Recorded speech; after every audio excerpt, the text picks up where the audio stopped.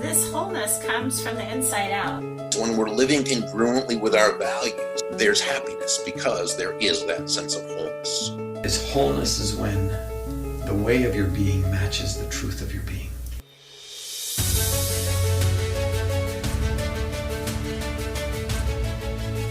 Today we're going to ask the question, what is apathy? And apathy is something that we haven't really understood very much, but it's very common, and we have different ways that we express it and talk about it, but we're going to explore those today. And in coping with apathy, we're going to give you a couple of options because you may want to shift it. You may be ready to release that apathy, and it's possible that apathy is serving you. Apathy was one of the words or the emotions that was brought about in the English language later on. Most of these were like 1200s, 1300s. This was 1600s before it became an idea that was used in everyday language. And it meant freedom from emotion. Freedom from emotion, or I would say numbness even. We'll talk about that a little more later. Or a passionless existence. Oh, that's sad. It's so hard. So many of us, though, experience apathy in one way or another. And if we think about the systems of the body, how does our breathing and our eyes and our heartbeat, things that we've talked about in the other videos, when it comes to apathy, there's a sense of numbness that I connect to when I think about what the body does with apathy. It just things become so much more difficult than they really are. There's a lot of tiredness. People will maybe say, I'm just so tired, I'm tired. When really what's going on is they're feeling an emotion of apathy. Or I just can't motivate myself, or I can't get anything done. And it's really difficult to be in that state, to be in the state of apathy. But it's very common. We just need to learn a little bit more about it. One of the reasons that apathy shows up in our life, if we are dealing with something that's very painful or difficult, maybe a severe disappointment or trauma or something hard, a lot of times we just can't bear to feel the pain, and so we shut everything off. And it goes back to that definition, we become emotionless. And that state of emotionless feels better than the state of feeling the pain. And so while that can be a good coping mechanism for a time, it's helpful sometimes to say, I just can't care about this, or it will be too much. That's certainly understandable, but we don't want that to become a long-term solution, because what you end up with is the second definition, which is a passionless life. We don't want that to be your outcome. We were born with inherent things that we love and are passionate about and desire and want to achieve and want to create. And so to suppress all of that is really a hard state of existence. So when we think of the opposite of love is not hatred. The opposite of love is apathy. Because if you think about loving something, you care deeply about it. You feel connected to it. You feel, you have a lot of feelings about it. And when you're in a state of apathy, none of that applies. And so apathy is really a state of indifference. It's a state where you're suppressing all of your emotions. Like concern or excitement or passion or motivation. We're suppressing all of that. And because of that, people that are apathetic really can lack a sense of purpose or meaning in their lives. And that's why it's important to identify so that we can shift and change things. Brene Brown always talks about how we numb, so that there's that purpose of I need to numb in this moment, but we can't selectively numb, she says.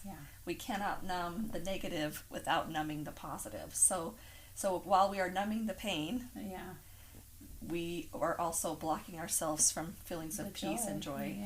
So it's important to when we have this emotion, to do the work to process through it and let it pass through us so that we can move on to something else.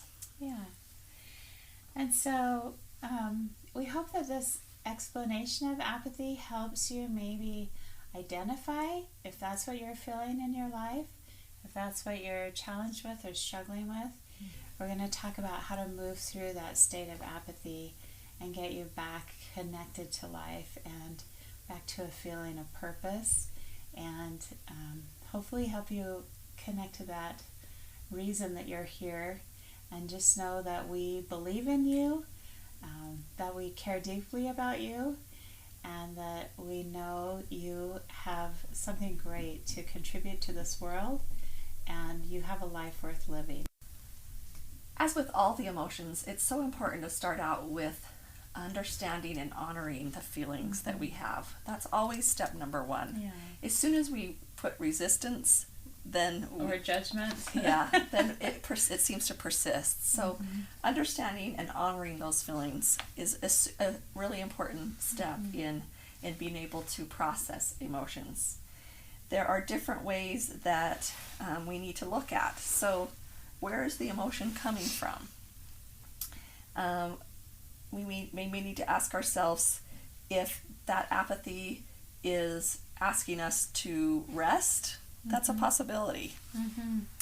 I think sometimes when we have huge projects or big events or things that maybe go on for months to prepare, like Pushed us. our first live event took us so many months to put together, and it was so stressful, and so many things were unknown, and we were scared. It was a lot of work. A lot of energy, and after it was over, we were both exhausted. Like for months, we didn't want to do anything. Right, the motivation was gone. And it was a huge success, It was. but still, we were experiencing apathy. Yeah. And as we looked at that, we realized that we were going to look to that as a message, and it was time to rest. Yeah. It's time to say we were going 100 miles an hour, and that was our body's way of saying it's time to stop and rest.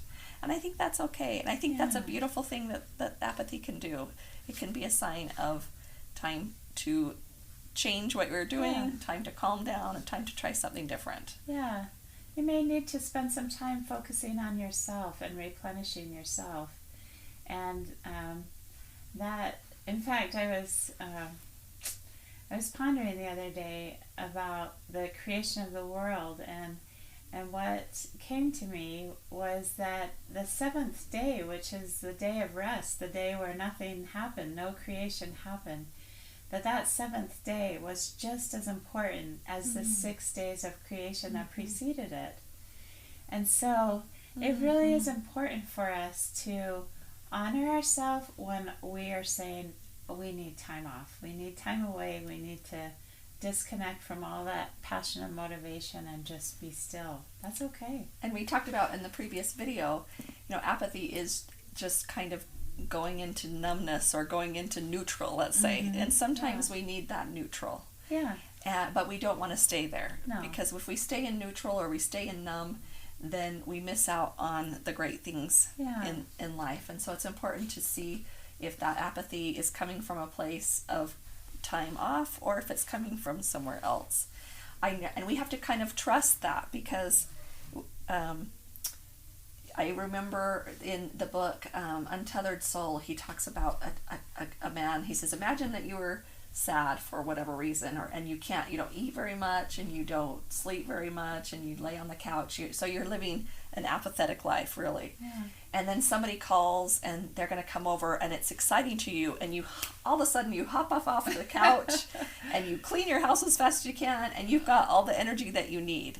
So it's important to trust that when it's time to move into another state, if your body's just needing some rest, that the energy and the desire will be there when it comes. Yeah. When it comes from a place of masking pain, then that might not show up that same way. Yeah. So if you think of some time when you've had a real hard disappointment or some emotional pain in your life, it's hard in that moment or in that experience to always know how to feel it or process it or what to do with it. And so it is easier to just shut it down and disconnect from it. And the important thing to realize is that pain doesn't go away, that you're still holding that pain on some level, and the apathy is just like a thin mask over that. But the minute you take that apathy away, that pain is going to show up. It's going to be right there waiting for you. And that can feel daunting, I know, at times, but one of my favorite quotes talks about how most people don't want to go back to the pain in their trauma of their life because they don't want to feel the pain. But the truth is they are carrying that pain with them every day. So they have already felt the pain. What they haven't felt is what life would be like if you could move beyond that pain. And to put it in a more physical example, I have this weight here. So if you can imagine somebody that wanted to strengthen their muscles and get themselves more toned and fit, if they were sitting there using that weight, but every time that muscle became exhausted and it hit a point of pain, if they just dropped the weight and let go of it, every time they touched a point of pain, they would never develop or strengthen or progress. And so what I want to offer you right now is a moment for you to connect to your pain. If the apathy is a result of pain that you're trying to avoid, let's take a moment and look at that. Michelle and I will hold a space of love for you so that you feel safe in this moment, having someone with you to explore that pain. So let's start by connecting to the heart, taking some deep breaths, allowing that breath to come in and out through the heart.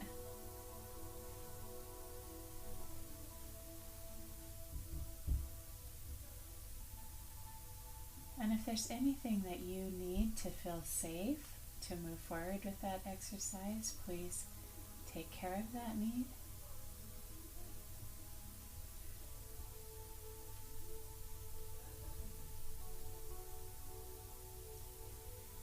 And once you find that safe space, let's identify where in your body are you holding on to that pain.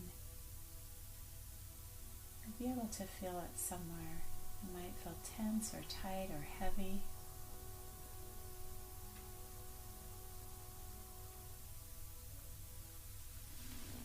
And if you identify where the pain is, allow yourself to see it as a shape. What shape is it? How big is it? What color is it?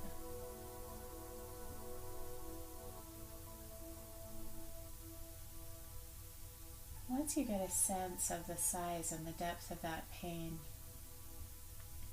imagine that shape that's holding that pain had eyes.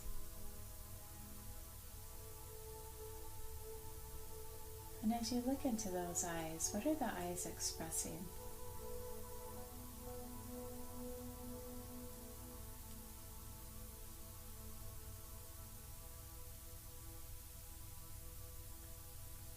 And is there something those eyes want to say to you?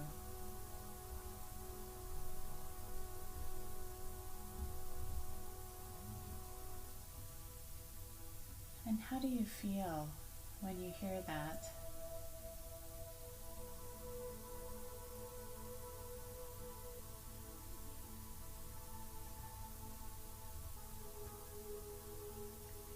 Is there something you want to say to the eyes?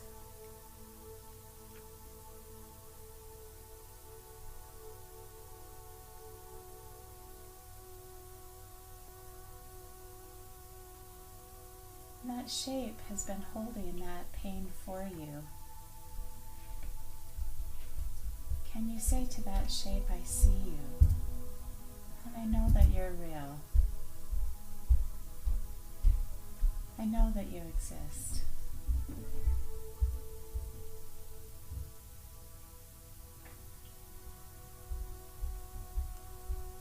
And how does that pain feel to be known and seen?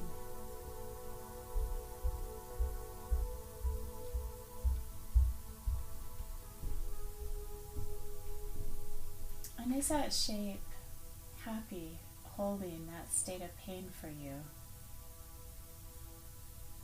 Or would it rather hold something else?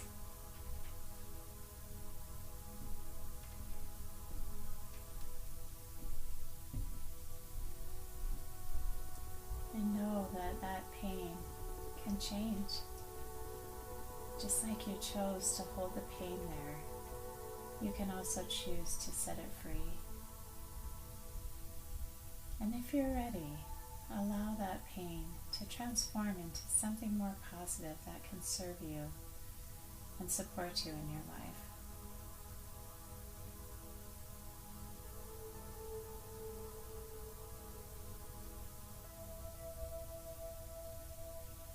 And as you move past the pain, notice what is behind that pain. What is waiting for you?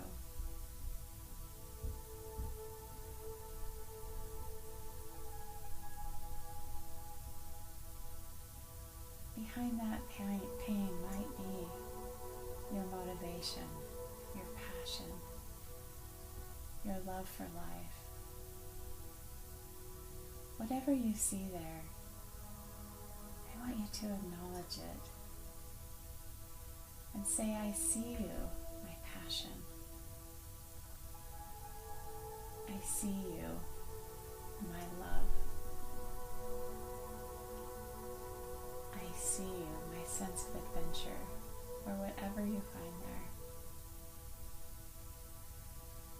And allow those new positive feelings to expand and grow and take hold in your heart and in your life. So we hope that this little process of looking at the pain, looking at your need to rest, looking at all of the possibilities that apathy has brought to you and done for you, you can even take a minute to thank your apathy. Thank you for coming into my life at this time and supporting me in this way. And we hope that as you learn how to not just cope with this apathy, but to move beyond it and to work through it in your life, that you will connect to your heart again, to your passion again, to your love for life again, and that you will find joy. Feel empowered every day with wholeness videos, meditations, downloads, classes, and more by joining the Wholeness Library at thewholenessnetwork.com.